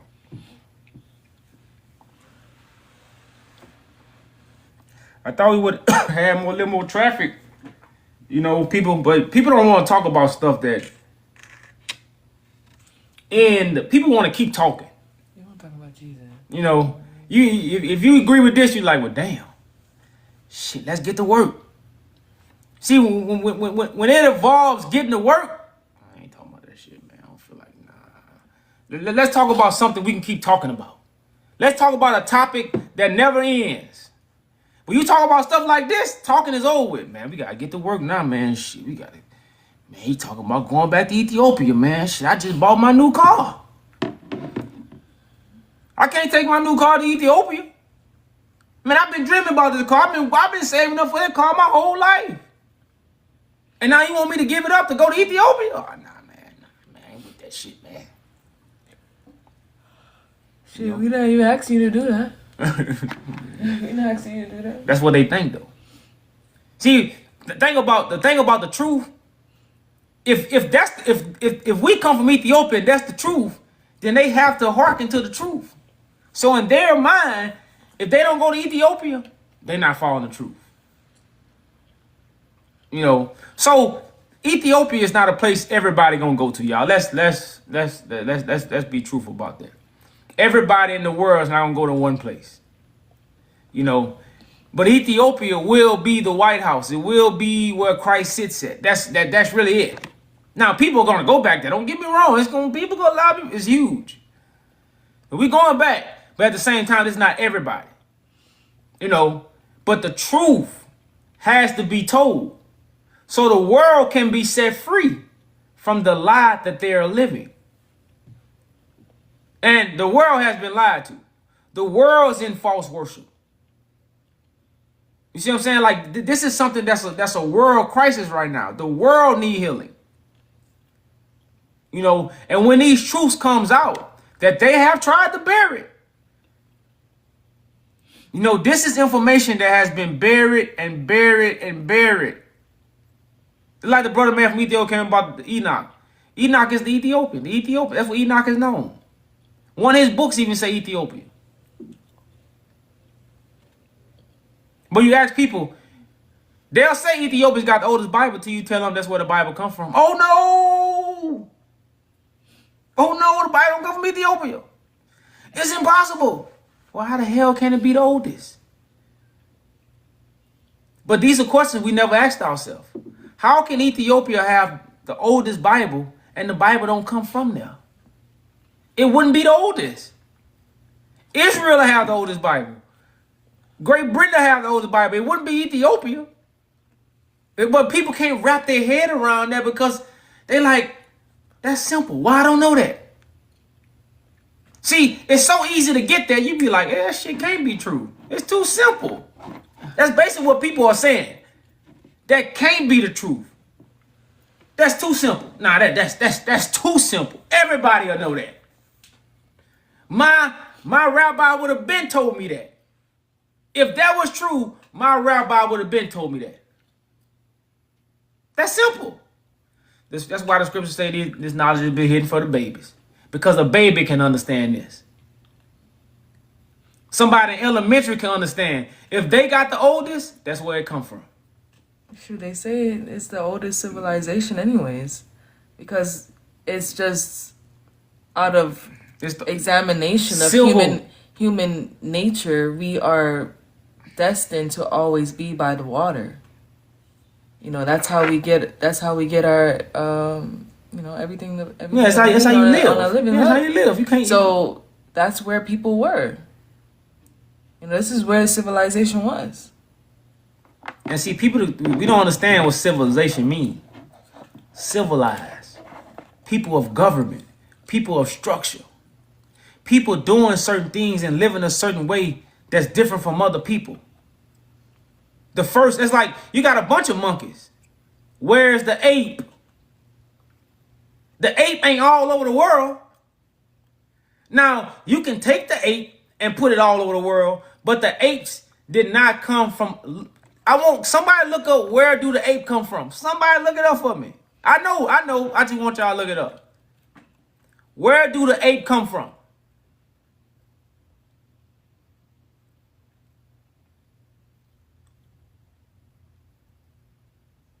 Somebody look it up. They put stuff in front of our face, but we don't catch it. We know nobody told we East Africans. East Africans? Nah, ain't no East African.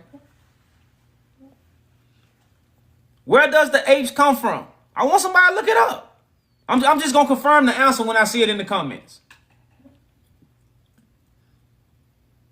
Where do apes come from? Not just Africa. Because apes don't come from all over Africa.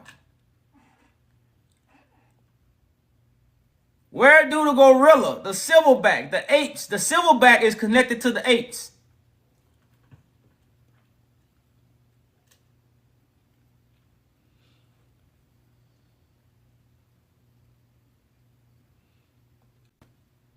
Not the Congo. You could, because a lot of people don't know they got mountain gorillas. We don't even know they got mountain gorillas. East Africa. That's the first thing people would have put. No, that's what they say online. They say it was Congo, because you know the tropical. Yeah, but East. That's why you got two kind of gorillas. You got the lowland gorilla, which is the smaller gorilla. You got the East African gorilla, because you got the lowland gorilla come from the Congo. I should be a bit more specific. You got the mountain gorilla that come from East Africa, which is the silverback, which is the bigger gorilla.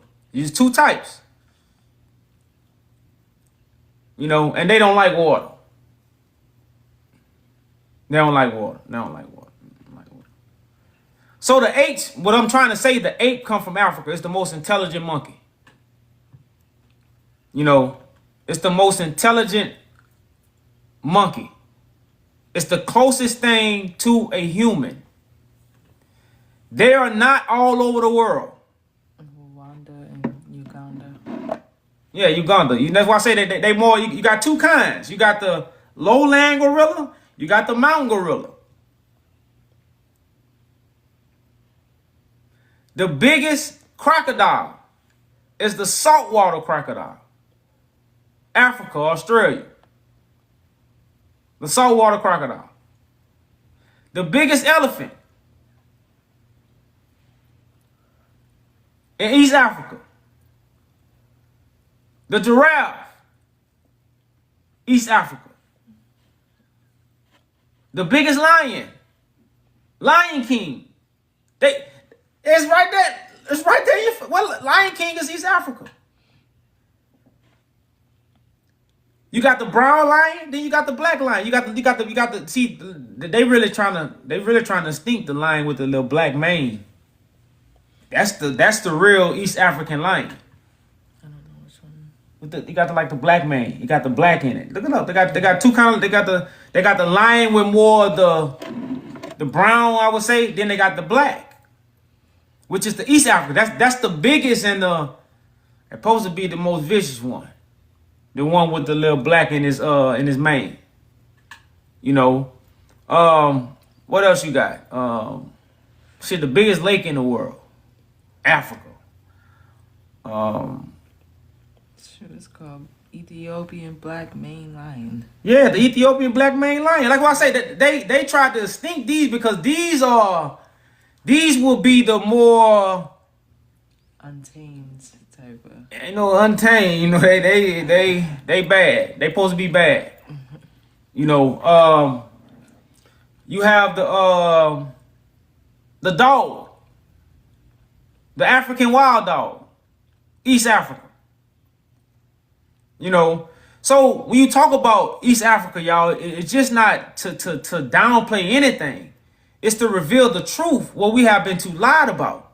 Like I said, we went to the museum. They literally had East Africa wiped out. They literally, I don't think y'all understand what we said. They literally had East Africa just covered up like it don't even exist. Lion King is not from West Africa. The Planet of the Apes is not from West Africa. That's East African. But how you downplace East African when you talk about what? The African diaspora. Our first Pan-African movement was to East Africa. Don't ever forget that. The first Pan-African movement for the diaspora of Africa was to East Africa. Never forget that. And the person that was head of that movement, they banned him from America. And created what? People that was going to teach you their scheme. Educated people who was going to teach us and disconnect us further and further from East Africa. The truth in front of us. You were blind to see.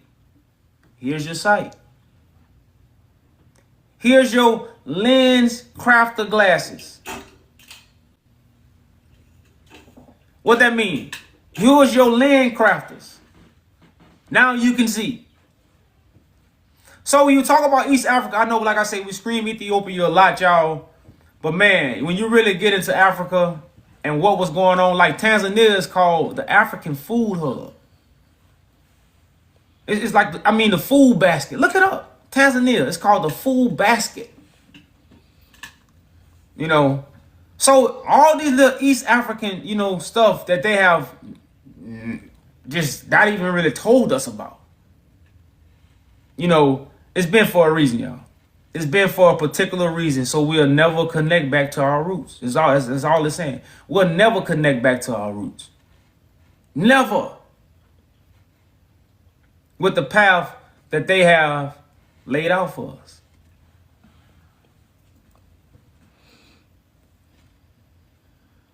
You know, so like I say, y'all, man, it's the proof is in the pudding, y'all. You know, man, East Africa is very important to this awakening right now. It's very important for the Game of Thrones. Right now, whether you like it or not, you're in the Game of Thrones. And the game is being played on us because we don't know where our throne is. And we can't even lie. What throne is the British mimicking? We got the picture. The British is mimicking a throne right now.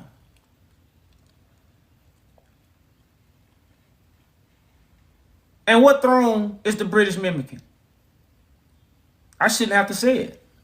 I shouldn't have to say what throne the Great Britain is mimicking. Why are they mimicking it? You know nothing about it. We know nothing about it. And you know what's so scary about it?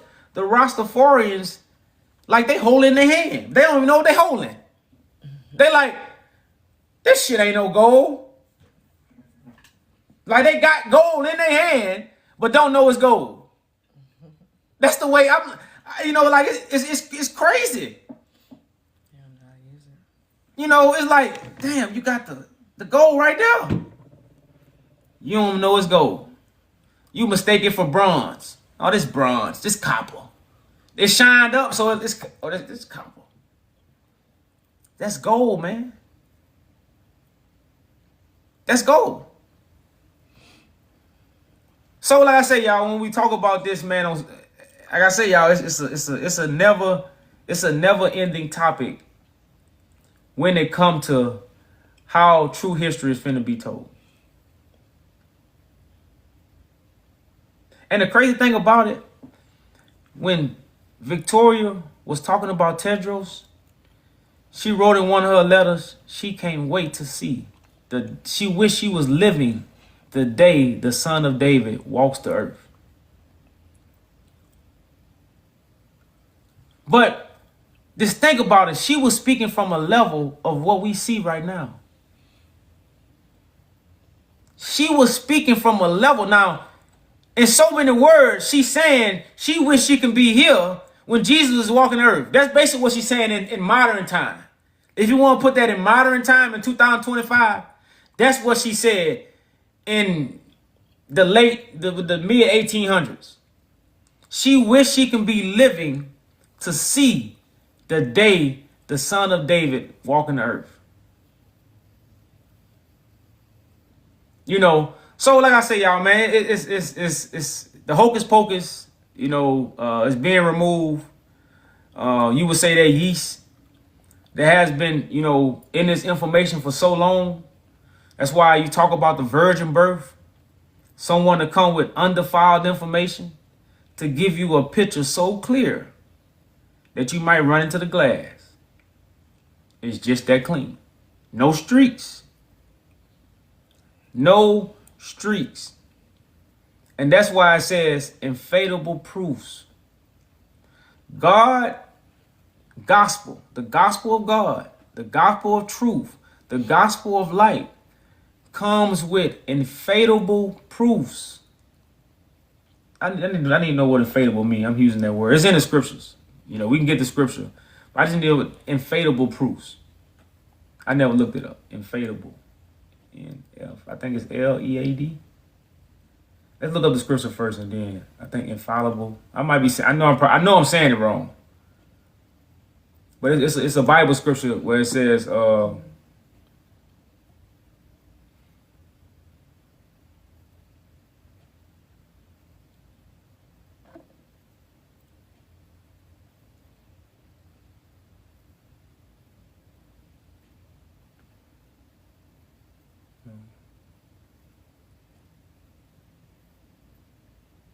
Let me see. I want to make sure I'm spelling the word right and saying it right. And he made himself known by infallible. And he made himself known by infallible proofs. Bible verse.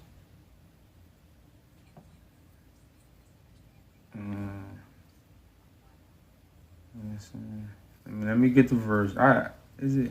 Yeah. Acts 1 and 3. But the word is I just seen it. Yeah, infallible. That's what we had before. Yeah, fallible. By infallible proofs.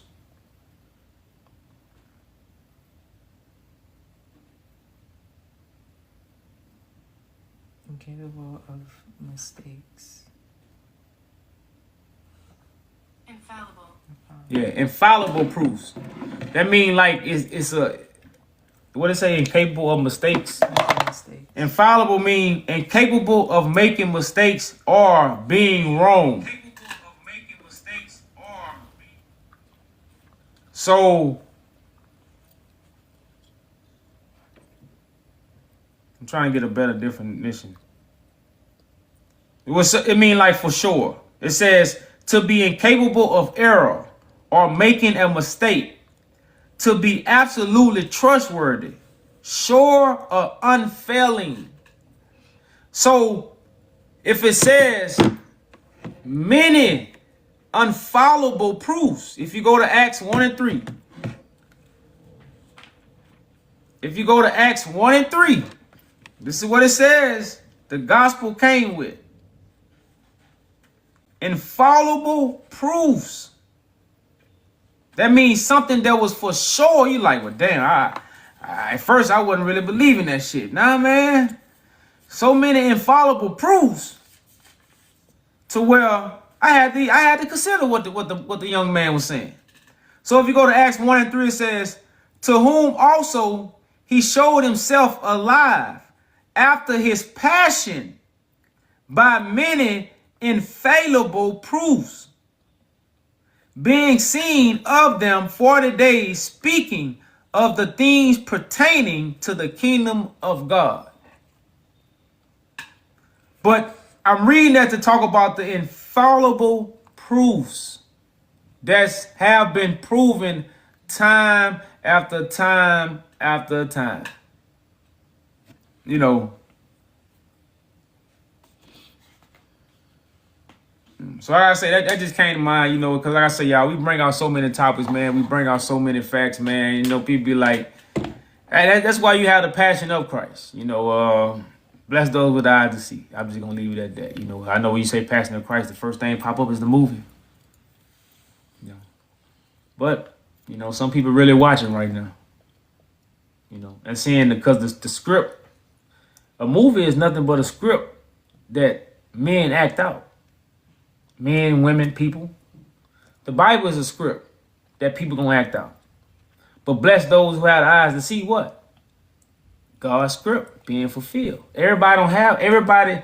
That's why I mentioned Dragon Ball Z. Sometimes when the people was fighting, you couldn't see what was going on. They was moving too fast. So this is spiritual war that's happening. God judgment is taking place. You know, it says they're gonna make war with the Lamb. You know, all these things are written, but again, we don't put it together as a reality. Because we go caught up in the hocus pocus, so we disregard so much and so little things that's written in the scriptures.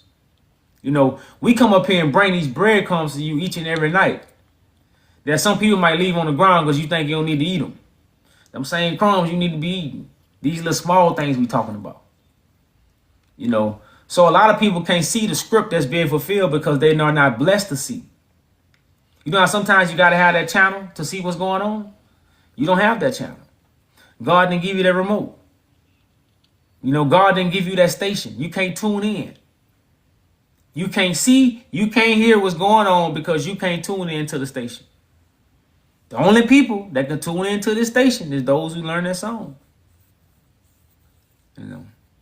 So, like I say, y'all, we don't have guests, man. I was just running my chap, really, see if we had another guest or anybody had some questions. But I see, don't nobody have no questions because really, if you look up this information, y'all, really, you won't have no questions for us. Unless you're trying to fight the information. Or maybe you might be looking for clarity. You know, sometimes you do, because Google do play around. You know, Google is not something that verifies, the whole truth. It's just a standpoint. Google is a standpoint, because at the end of the day, we have our own mind. Google is not our mind. Internet is not our mind. The truth was here before the internet. So these are standpoints and reference points, so you can understand where we're going. You know, if you can reference something on Google, that might help you understand where we're going. You know, it's like a map key. You know, just because you see something on the map, you still gotta look at the key to verify what's on the map. Just because you see a well that on the map, that don't mean it's a well. You go to the map key to understand what that well means. You know, so again, we are the keys to God information. We hold that key. That's why it says Christ gonna have a key. God gonna put a key on Christ's shoulder. Whatever he turns, it can be unlocked. This is where these concepts come from. So a lot of people have got the key to the word of God. You think the key is in Google or the key is in the book. No, the key is laid on a particular person's shoulders. And this is the one you get the understanding from. This is the one you get the meaning from. Because of the key that has been placed on the shoulder. You know, so again, that's why I said that's the whole thing of going through the sun to get to God. Because you're not going to have the right direction. You're going to have the wrong direction. Because you didn't use the map key. You was just looking at the map. That's why I says what? You go your own way. You know. So, like I say, y'all, man, look up this information, y'all. I think, this is something that's really going to connect us to what things we have been talking about. Because when you say cotton, you say America. But now when we say cotton, we're going to start saying Ethiopia. It's going to change the narrative, y'all. Once the gospel is preached, the end will come. So on that note, we out, y'all. As always, we hope the Father has circumcised y'all hearts and ears for the message. Peace, yeah. Peace.